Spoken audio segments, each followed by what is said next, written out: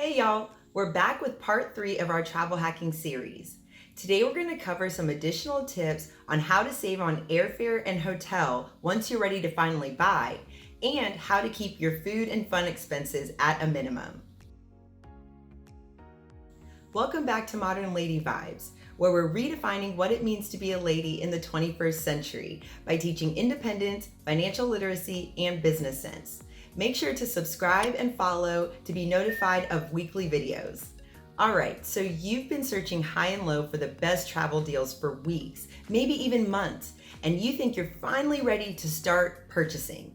Well, there are just a couple of last-minute tips that you can follow to ensure that you do in fact get the best deals. Let's take a look at the first tip. First and foremost, you want to make sure to purchase directly from the company website. A lot of times you will see deals or even be looking for deals on third-party websites. I even offered a couple of suggested websites in the first 2 travel hacking series videos. But those are just a way for you to see an overall view of the prices that are out there. But once it's time to purchase, I highly recommend that you go directly to the company website.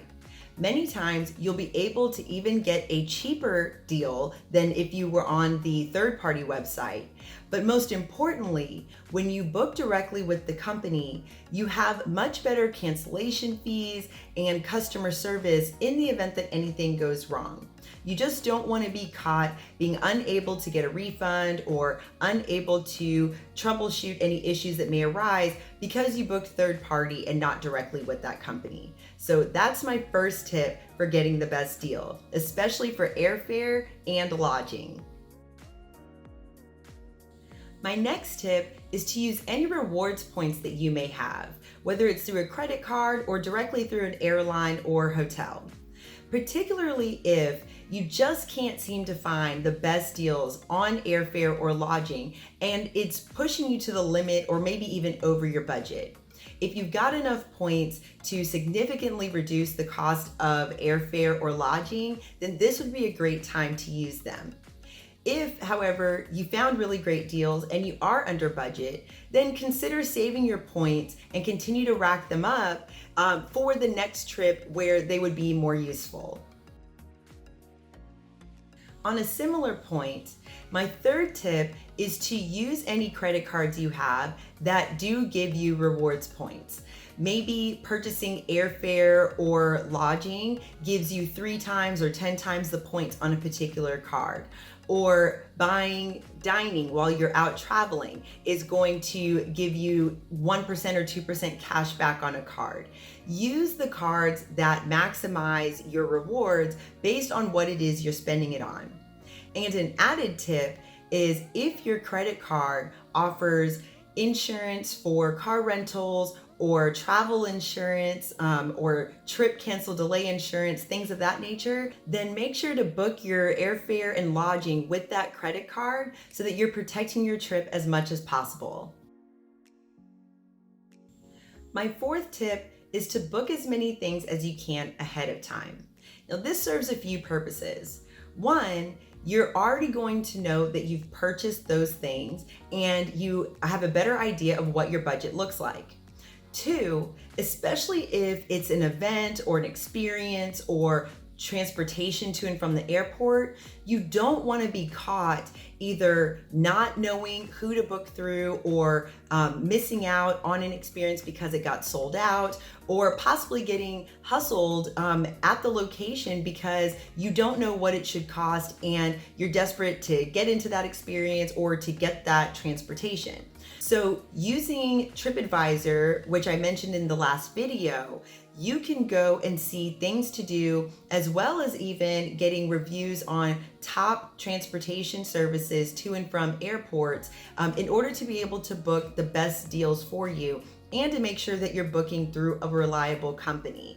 This just creates extra peace of mind and it can help make sure that you have the best deals. So with that in mind, if you are booking through a hotel, call up the hotel and ask the front desk if they offer any deals on particular experiences or if the hotel offers transportation to and from the airport.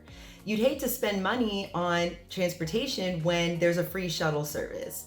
Even if you're booking through short-term rental companies like Airbnb or Booking.com or VRBO, contact your host and see what they recommend for the best transportation or what companies to go through to book the best experiences. Sometimes you just can't go wrong with getting a local's perspective. That brings me to my next tip, which is to read as much as possible about your destination. Particularly if you're traveling internationally, there are so many blogs out there from people who have traveled where you are trying to go and have all of the tips and tricks and information on your destination. Particularly, you'll want to Google, cost per day in, and then enter your country name or enter the city name that you're traveling to.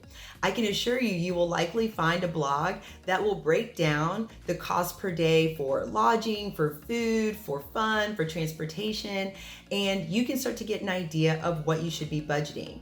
Many times these blogs will even create a range for you. If you want to be more on the cheaper side to more high-end luxury, they'll give you a range of prices so that you know what you can realistically spend and where your budget should be. And you'll also want to search blogs to find out if the country you're visiting takes US currency. There are many countries who will accept US currency, which means that you won't even have to convert your money over to the local currency. If so, then you'll want to figure out how much cash you'd like to bring with you on the trip and bring it with you instead of using an ATM when you land. That will help you avoid ATM fees. You can also find out if the destination accepts credit cards pretty readily or if they're primarily a cash-only location. If they do accept credit cards and you have one that waives foreign transaction fees, then you know that you'd be able to use your credit card while traveling, and again, you'd be able to avoid those extra fees associated with using your card. So be aware of whether it's cash or credit card friendly locations, and whether you'll need to convert your currency when you arrive or if you can just use American dollars. My last tip for you is to create a daily budget and stick to it. You don't want to have gone through all of this trouble to make sure that you're getting the best deals on your next vacation, only to then arrive and forget all the hard work that you did and just spend all your money away. If you create a daily budget, you can start to save now so that you have all of that money for when your trip comes, and you also make sure that you're going to stay within the amount that you've already pre-decided was acceptable for this trip. You can budget absolutely everything from how much you want to spend in fun money for gifts and trinkets, or food, transportation, lodging, everything that you'll need for each and every day. Just keep that in mind, write it down. If it's easier for you to just pull out the cash that you'll need each day and then only take what you're gonna spend each day with you out of the hotel or where you're staying, then do that.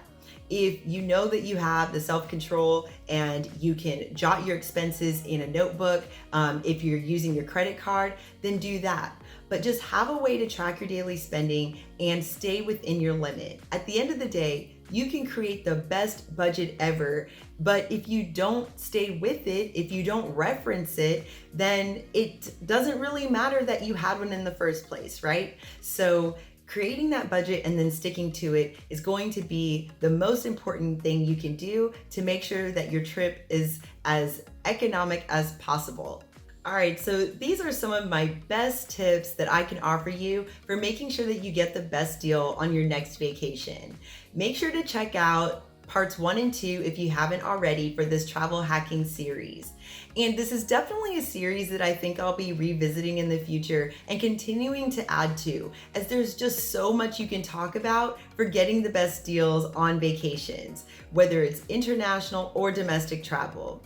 If you have anything you want to add, drop it in the comments below. Make sure to like this video and share it with a friend as well. Thanks so much for joining me today, and I'll see you next time.